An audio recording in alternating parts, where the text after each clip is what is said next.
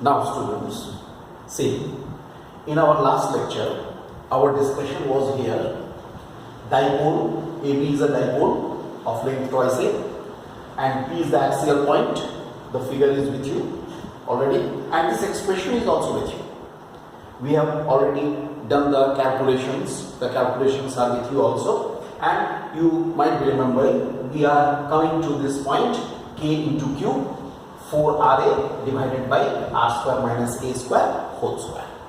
Then, now we proceed in this. What we can write? K, here we write in this twice QA into twice R divided by R square minus A square whole square. You just check it. What we have done? K as it is here twice QA into twice R divided by this. And I hope you are agreed that K into here we write in place of twice QA it is P into twice R divided by R square minus A square whole square. Here we write as P is equal to twice QA, already discussed. So final expression EP must be equal to 1 by 4 pi epsilon naught into it is twice PR divided by R square minus A square whole square. Look, this is the final expression.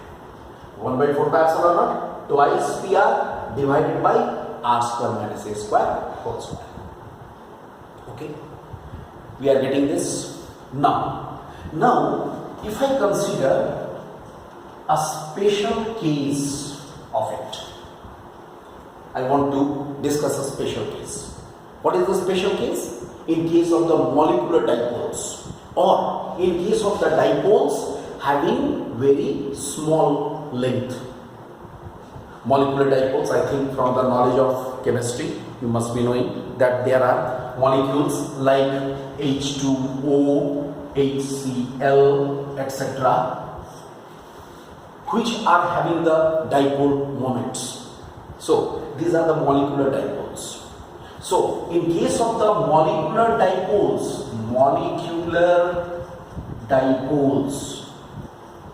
what we can say? A is very small as compared to R. Because length of the dipole will be very small, so A will be very small as compared to R. So obviously A square will be neglected as compared to R square. So how much we shall get? In that case, I write EP dash 1 by 4 pi epsilon naught into twice PR divided by, I hope I can write R to the power 4 because A square is neglected. So R square and whole power square, R to the power 4. So this will be cancelled. We are getting R cube, means our final expression becomes 1 by 4 pi epsilon naught twice P by R cube. Look at this. We are getting EP dash. It is a special case in case of the molecular dipoles. So, students, if in any question it is mentioned that it is a small dipole or it is mentioned it's a molecular dipole, you always use this second formula, EP dash. And if you are having a dipole of the finite length, then you use the first formula, that is EP is equal to 1 by 4 pi epsilon naught twice PR by R square minus A square. This is all about the field at the axial point of a dipole. Now the second one. Now second is field at, suppose I want to find out field at the broad on position. Field at the broad position, or you can say it is the equatorial point. Equatorial point. First of all, we have to know what is the equatorial point. Look, Let us suppose this is a dipole AB. This is plus Q, this is minus Q. As usual, the length of the dipole is twice A and its midpoint is O. Then on O, we draw a perpendicular. This is, you can say it's a perpendicular bisector of this dipole. Alright? And if I consider a point here at this point, here it is Q. Q is the point. Q is the equatorial point. Minus. You have to find out the field due to this dipole at the equatorial point.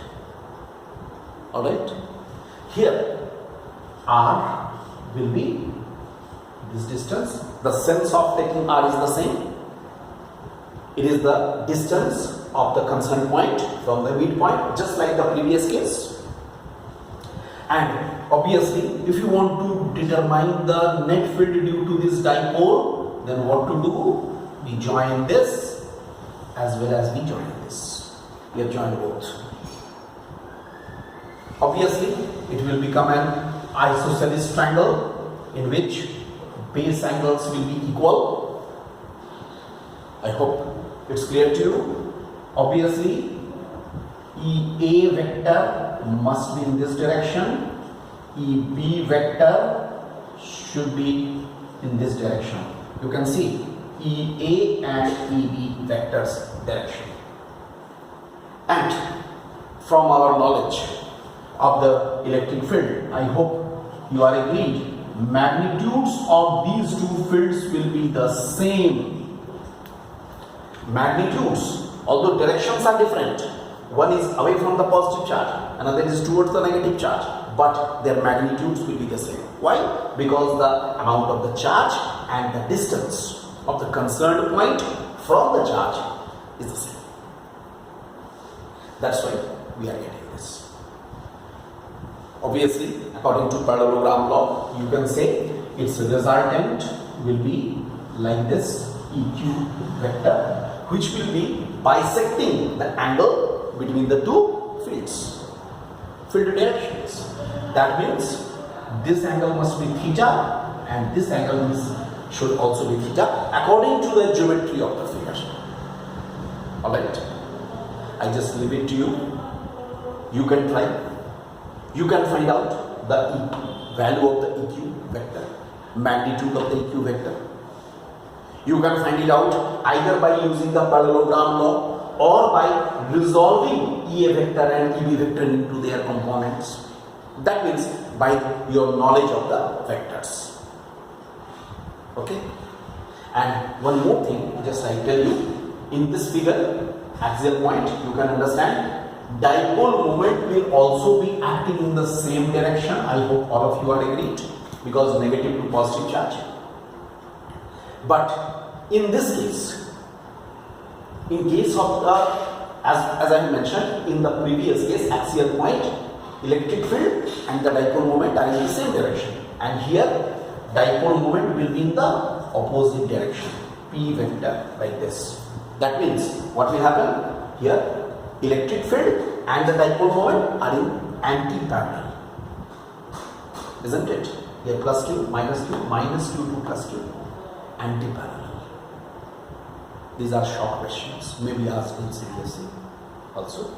So be careful. So you will, I hope you can complete this discussion yourself.